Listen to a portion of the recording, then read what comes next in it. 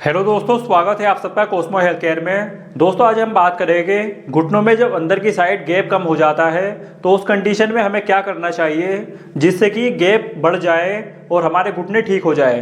दोस्तों उससे पहले समझ लेते हैं घुटनों में अंदर की साइड गैप क्यों कम हो जाता है। इसके 4-5 रीजन होते हैं, यानी कि जिन लोगों की उम्र ज़्यादा होती है तो उम्र ज़्यादा होने की वजह से डीजनरेटिव चेंजेस आने लगते हैं, जिसकी वजह से घुटनों में जो कार्टिलेज होता है वो घिसना शुरू हो जाता है और गैप कम हो जाता है। दूसरी वजह होती है ओवर यूज, यानी कि अगर आप स्पोर्ट्समैन हैं, आप कोई गेम प्ले करते हैं जिसकी वजह से घुटनों पर बार बार स्ट्रेस आता है तो उसमें माइक्रो टीयरिंग हो जाती है। जब माइक्रो टीयरिंग होती है तो उसमें कार्टिलेज धीरे धीरे घिसने लगता है और घिसने की वजह से स्पेस कम हो जाता है।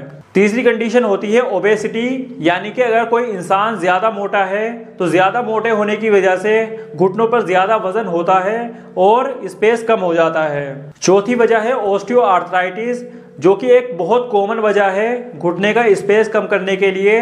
इसमें कार्टिलेज का वियर एंड टियर हो जाता है, जिसकी वजह से कार्टिलेज घिस जाते हैं और हड्डियां आपस में मिलने लगती है और जिसकी वजह से स्पेस कम हो जाता है। पांचवी वजह हो सकती है इंजरी, यानी कि अगर आपका कोई एक्सीडेंट हो गया है, उसमें घुटने पर चोट लगी है जिसकी वजह से कार्टिलेज डैमेज हो गए हैं, तो उस कंडीशन में भी आपके घुटने का स्पेस कम हो जाता है। तो दोस्तों जैसे कि हमने यहाँ पर देखा, जितनी भी यहाँ पर कंडीशंस है, ओबेसिटी, ओवर यूज या फिर ओल्ड एज, फ्रैक्चर या फिर ऑस्टियोआर्थराइटिस, इन सारी कंडीशंस में कार्टिलेज का डीजनरेशन हो रहा है, कार्टिलेज घिस जा रहे हैं, जिसकी वजह से स्पेस कम हो जाता है। जब घुटने का स्पेस एक साइड से कम हो जाता है तो घुटना और पूरी बॉडी अपना नॉर्मल अलाइनमेंट खो देती है, जिसकी वजह से आपको चलने में, उठ के बैठने में कटर कटर की आवाज़ आने लगती है, आपके घुटने में जकड़न सी महसूस होती है, आपको दर्द महसूस होता है और आपके डेली फंक्शंस, यानी कि जो आपके रोजमर्रा के काम हैं, वो अफेक्टेड हो जाते हैं। तो दोस्तों इस बीमारी से ओवरकम करने के लिए, छुटकारा पाने के लिए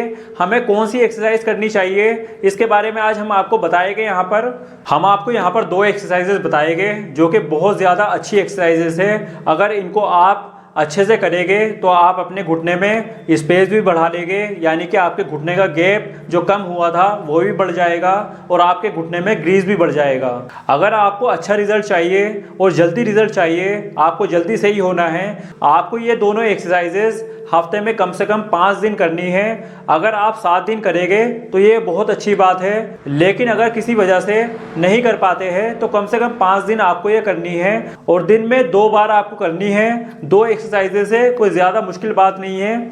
आप ये दिन में 2 बार आराम से कर सकते हैं, सुबह और शाम आराम से 10 मिनट 15 मिनट निकालिए और ये दोनों एक्सरसाइज कर सकते हैं आप। तो आइए देखते हैं वो एक्सरसाइजेज। इस तरह से बेड पर बैठ जाना है, एक पैर नीचे की तरफ लटका रहेगा और दूसरा पैर इस तरह से मोड़ कर रख लेना है। ध्यान रहे पंजा जो रहेगा पैर का वो बाहर रहेगा, पैर के नीचे नहीं रहेगा। इस पोजीशन को बहुत अच्छे से मेंटेन करना है, नहीं तो पूरी एक्सरसाइज ख़राब हो जाएगी। फिर इस तरह से दोनों हाथों को दूसरी साइड पर रखकर लीन हो जाना है और इस पोजीशन को 5 सेकंड के लिए होल्ड करना है और उसके बाद 5 सेकंड के लिए रिलीज़ कर देना है। इसी तरह से 10 से 15 रेपिटेशन आपको लगाने हैं। 5 सेकंड के लिए होल्ड करना है और रिलीज़ कर देना है। इसी तरह से आप 10 सेकंड के लिए भी होल्ड कर सकते हैं और 5 सेकंड के लिए रिलीज़ कर सकते हैं। अगर आपको इस तरह से यहाँ पर स्ट्रेच फील हो रहा है तो समझ जाइए आपकी एक्सरसाइज बिल्कुल ठीक हो रही है। आपको ये पोजीशन मेंटेन रखनी है और एक्सरसाइज को करते रहना है। ये एक्सरसाइज आपके मीडियल कोलेटरल लिगामेंट को स्ट्रेच करेगी और रिलीज़ करेगी, जिससे जो आपके घुटने में अंदर की साइड गैप कम हुआ था वो धीरे धीरे बढ़ने लगेगा और घुटने में ग्रीस बढ़ने लगेगा, जिसकी वजह से आपको जो परेशानियां आ रही थी, जैसे पेन होना, जकड़न होना, ये जितनी भी परेशानियां आ रही थी वो धीरे धीरे कम होने लगेगी। इसी तरह से दूसरी साइड को भी कर लेंगे। अगर आपके दोनों घुटनों में दर्द रहता है तो आपको दोनों घुटनों की एक्सरसाइज करनी चाहिए, ये आपके लिए ज़्यादा बेनिफिशियल है। आपको इस एक्सरसाइज को करते हुए एक चीज़ का ध्यान रखना है, आपको उतना ही स्ट्रेस इस पे देना है जितना आप टॉलरेट कर सकते हैं, यानी कि बर्दाश्त कर सकते हैं, और धीरे धीरे स्ट्रेस को बढ़ाते जाइए। आप बेड की तरफ जितना लीन होगे उतना ज़्यादा स्ट्रेस बढ़ेगा और उतना ज़्यादा घुटने में गैप बढ़ेगा।